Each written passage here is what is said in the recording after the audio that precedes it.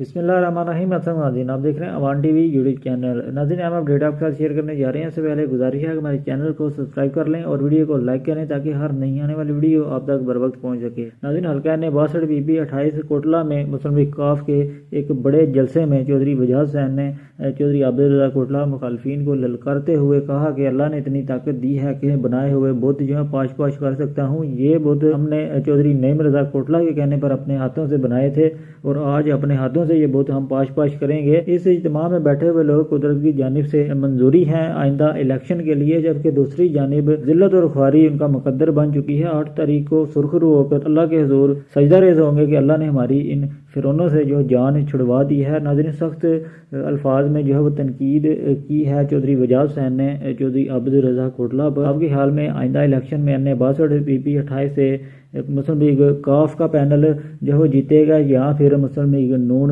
کوٹلہ برادران کا؟ Comment box میں اپنی رائے سے ضرور آگاہ کریں۔ اگلی ویڈیو تک کے لیے دیجیے اجازت۔ اللہ حافظ۔